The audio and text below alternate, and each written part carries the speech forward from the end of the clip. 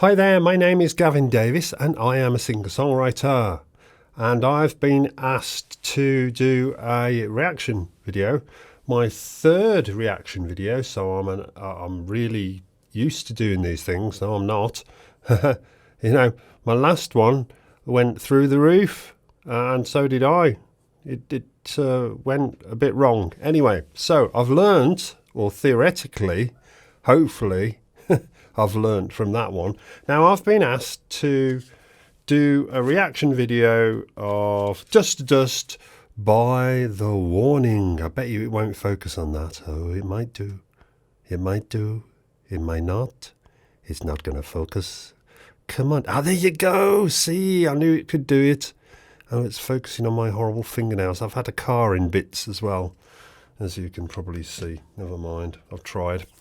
So, so The Warning and Dust to Dust. Now, this band, The Warning, I have no idea whatsoever what they sound like. Now, unlike some other reactors, as we say, that watch the video about 10 times, 12 times, 13, hundreds of times, pick out every little nuance of it, and then fake, which is not what I'm going to do, but then they fake a reaction video and they sit there and like all smug with their lovely reactions and you know, knowledge, and all that sort of stuff. But no, I'm not going to do that. No, I'm going to now search. You can see what I was just watching. You see, look, there's a bit of Paul McCartney. There we go, singing Help, which I probably will need in a few moments. A little bit of help. Thank you. So I'm just going to go in here and you can see my wonderful typing skills. It's not very good. The Warning. I've got my headphones on as well. There we go. So I can hear them. Oh, ow. Just hit the microphone again. Luckily, it doesn't come through very loud, does it, when you hit it? Because it's got this shock mounty thing here. Anyway, so The Warning, and then we're going to go for the song name, which is Dust to Dust. Now, I'm sorry, but whatever comes up, I shall go for it. Dust to Dust. Right, and I'm trying not to faff. Oh, should we go for live? Yes, let's go for live. Dust to Dust live. Okay, so The Warning, Dust to Dust, Dull Knives, Cut Better, live from Pepsi Center CDMX. Right then, I can see what's something going on. Let's play it. Okay, here we go. There we go.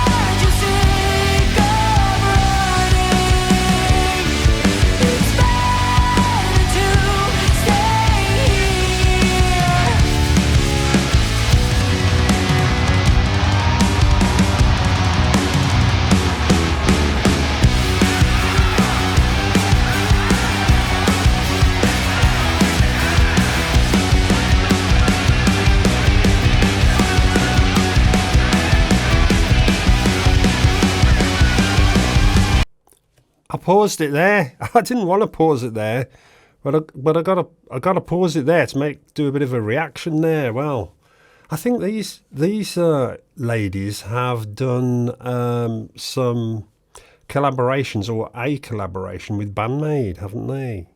And you can sort of see why. They sort of fit, don't they? Sort of a fit, yeah. I mean, there's no point doing well, I don't know, is there? Not sure. See, sometimes collaborations with opposites work really well. You know, you can do, yeah, I suppose if you put sort of a punk rock with a, you know, a folk singer, you're going to get something very strange, aren't you? Anyway, so as you know, if you watched my previous video, it's not my thing, is it? Rock, you know, this like spit, it's sort of heavy. I like it. I can't say I don't like it. I do.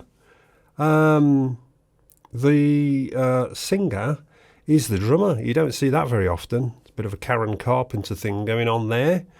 And who else was a drummer? Oh, you know, you can mention it in the comments if you know of another drummer that sang lead.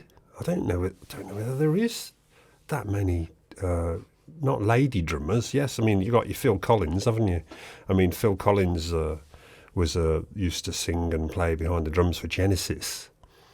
And it's tough. It's really hard. I know. I mean, the guys in one of my bands. It's not my band. It's our band. Anyway, I do funk, and it's funk music and trying to sing at the same time. No, it doesn't work. Well, it doesn't work for me anyway. I'm getting too old to be able to do that sort of stuff, I think. So, yeah, and bass guitar, drums really close together. I mean, this is, at this present time, we're not getting their full abilities, I'm sure. It's just very, very nice, cutting sort of rock sound. It's really good. Let's listen to the rest, shall we? Yes, and I shall shut up. Dust to dust, our bones are rust, and we just start again.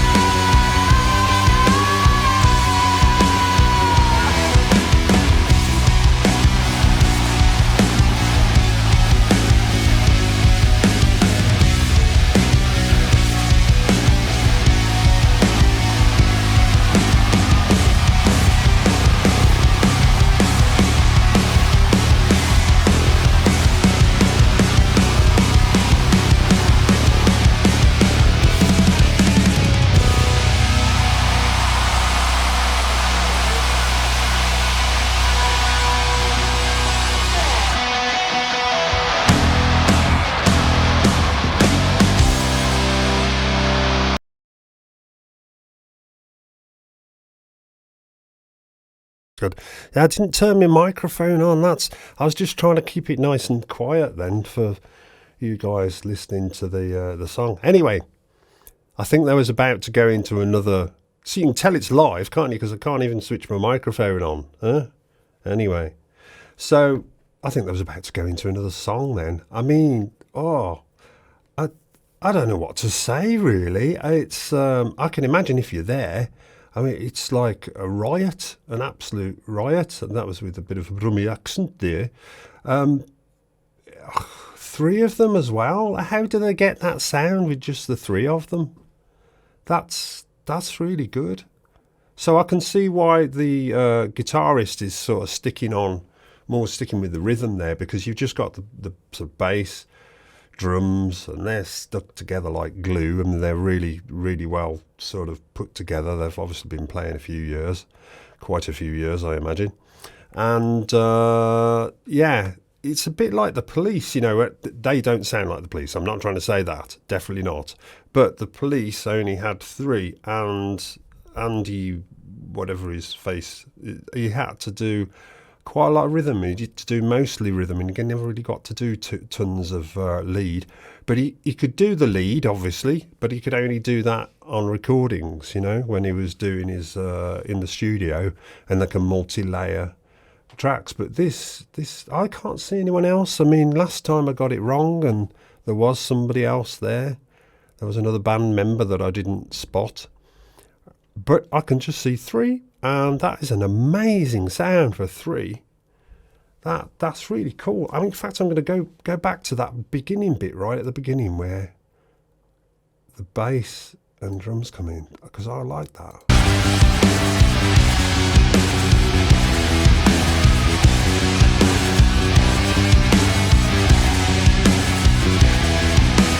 I mean, that's a hell of a riff, that, isn't it? You know, it's sort of, it's really powerful, and it's like a great driving your Ferrari at 200 miles an hour. Not that I'd ever do that, or even if I got a Ferrari. No, it's definitely not in my dreams, should I say. No, I really like that. That's really cool. I don't know much about them. Okay, well, that's not the point of a reaction video, is it? No. It's definitely not. It also says here, dull knives. Is that there next? Well, maybe you can tell me what's next on the horizon. What should I listen to from the warning? Should I listen to dull knives, maybe? Or was Dust to Dust a great start for them? Because I didn't start very well with the Band Maid, and no, I think I had the wrong song for that one. Hate wasn't the right song for me to listen to. So yeah, that bass, that's cool. Let's listen to that again. Hey, come on and walk this way. Look what I have prepared to. And you sort of get the impression that the guitarist is singing it, but of course she's not doing that at the beginning in front of a microphone. So it's actually the drummer that's I don't know the names. Sorry, I wouldn't, because this is a reaction video, and if I knew the names, then it wouldn't be a reaction. Also, generally, guys, I'll put this hat on to stop you getting reflected from my incredibly bald head. You see, so if I've got these lights on so that everything can be seen, then I tend to try and put this hat on, which was from Abbey Road, this hat, you know. Yep, all the way from Abbey Road. And so that's why I put that on. So what can I say musically? Well,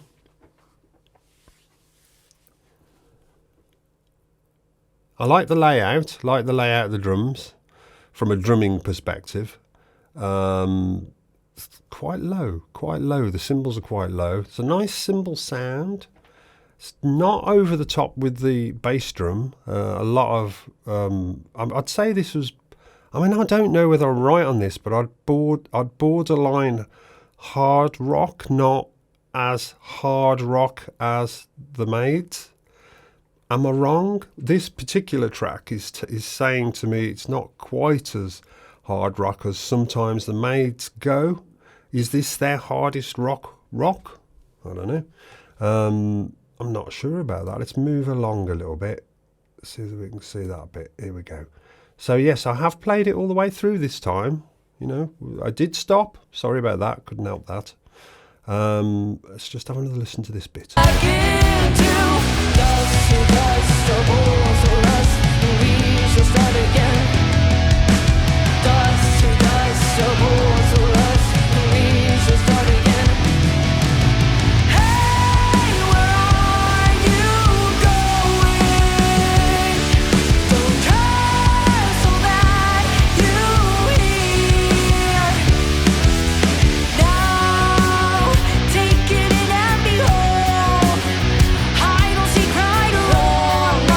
So it also looks like this was done, I mean, I should have read it, I suppose, So it's live from the Pepsi Center, and is it in Mexico or something?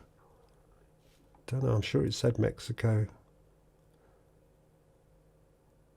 Yeah, I think so. I think it's in Mexico. Monterrey. Mexico. Yeah, Mexico tour. Sorry, I'm going blind.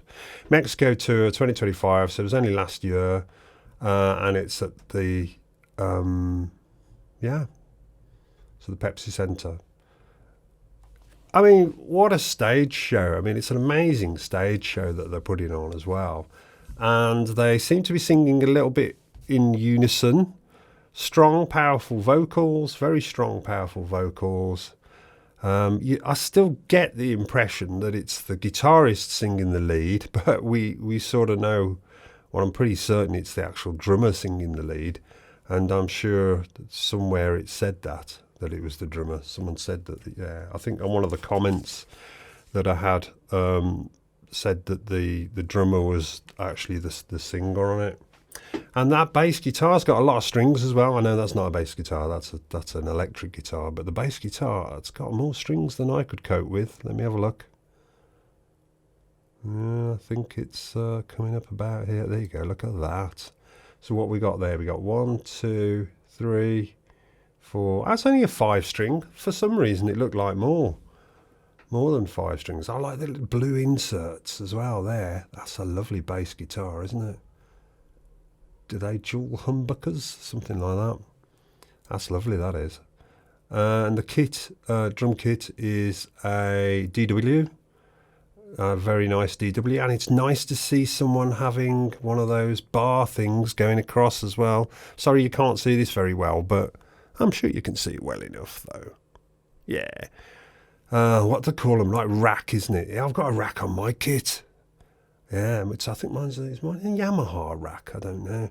Oh, my kit, you know, is fun. I don't know whether anyone knows the Fun Loving Criminals. Well, that drum kit behind, the purpley one with all the sparkly lights, sparkly bits and stuff like that, was their stage kit. Fun Loving Criminals stage kit, their actual one. It was built by KD something, whatever, for them. And I got it for a really good price. That's why I've got it. It's relatively cheap. So I love drums. Absolutely love them. Don't know what cymbals. Let's have a look. Cymbals. Oh, hang on. Here you go. There's a picture of it there. I'm just going to play this little bit. Watch your ears. I don't see pride along my feet, the truth found in. Did you see that? How effortlessly, when you look at the fingering on that guitar, she's not even attempting to look at the fingers there. And look at that.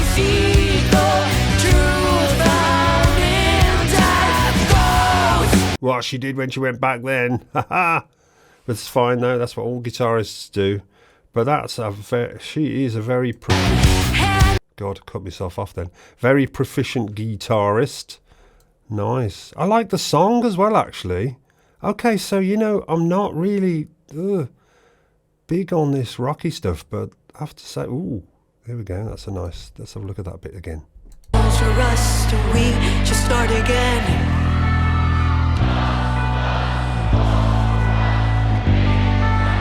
Yeah, so it all goes down, and a big sort of dramatic sort of, yeah, well, let's listen to the dramatic bit, shall we, where it comes all back in.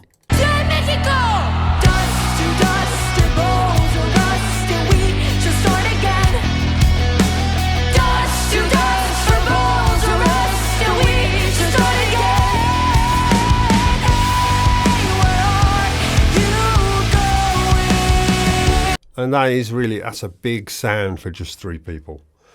That seriously is. And that the snare drum, that's nice cutty through snare drum. That's a technical term, cutty through. Cutty through. It's like cymbals. Did you know that cymbals can cut through 2,000 watts of amplification? Amplification, not amplification. And no, neither did I until I asked somebody on about 20 years ago, and they told me, yes, you do know a cymbal can cut through 22,000 watts of amplification. It's no surprise that nearly take your head off, cymbals do. I know if I hit my crash cymbal, one time I did actually play, believe it or not, with a heavy rock band. This is a brilliant name for a heavy rock band as well. Bang. They were called Shell Shock, and I played with them. And I got my dad's drum kit, and my dad's drum kit was I'm trying to think what it was now, like a Beverly, because my dad was a dance drummer. You know, that's a long, long time ago. I'm pretty old, and you know, my dad's passed on now, unfortunately, but his drum kit was an old Beverly drum kit, and he'd got what I would call, and maybe what you would call, single braced legs on the cymbals, cymbal stands, single braced legs, and I'd got this massive 20-inch crash that I'd managed to blag from somebody. I don't know where I'd got it from, couldn't really afford it anyway.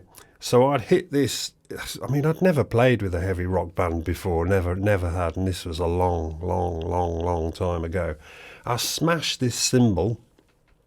The cymbal stand flies towards the bass player, hits the bass guitar's neck, takes the bass player down, and they all end up off the stage. I was not popular, I might say. I think I did about 2 or 3 gigs with them. Yeah. Hope it didn't hurt him. I don't think I did. I think he just bent one of the, the tuning pegs on his guitar. His own fault. He shouldn't get in front of my cymbal stand, should he? I mean, it wasn't designed to cope with that, obviously. So, love the drums. Drums are great. Guitarist, I've not heard a solo. I don't know whether I heard anything soloing in there. And for me, to be fair, that is a breath of fresh air, because I quite like it when they don't do solos. Because not every song needs one, does it? You can get through a whole song without solo. And what's absolutely necessary with this particular song is the rhythm guitar keeping going. It needs to keep going to keep that sort of groove going, and the rhythm and everything. So, and they sing together really well. I'm not hearing massive amounts of harmony, although I bet there are some harmony. Let's just listen to this bit, which might have a bit of harmony in there.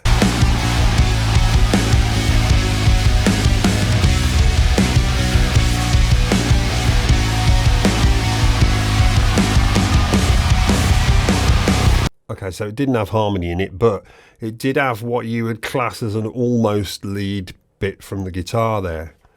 So let's go back and see if we've got some harmony. Yeah, there you go, harmony, and that's perfect. For live, that's really good. I can't sense any form of auto-tune, which is very good too. It's very well balanced. Right, okay, I like it. Okay, I didn't think I would. Because I thought as I knew that they collaborated with Band Maid, I wasn't sure that it would be my cup of tea, as us English people say. However, I think I'm going to listen to some more. Tell me what I should listen to in the comments below. And if you like, I have no idea if this is what I'm supposed to do. I don't mean as in what I'm saying now. I mean throughout the reaction video. I don't know whether I'm supposed to react in that way. Guys, I'm sure you can tell me if I'm reacting in the way I should. Oh, is that what you want from a reaction video? Maybe it is. I don't know. Anyway, thank you. Thank you for listening. If you've got this far, then that's brilliant. And if you liked it, then please, like and subscribe, please.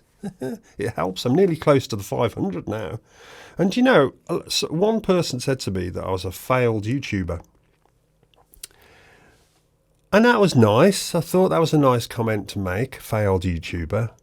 And yeah, that went down really well with me. Thing is, I've had this YouTube channel a very long time.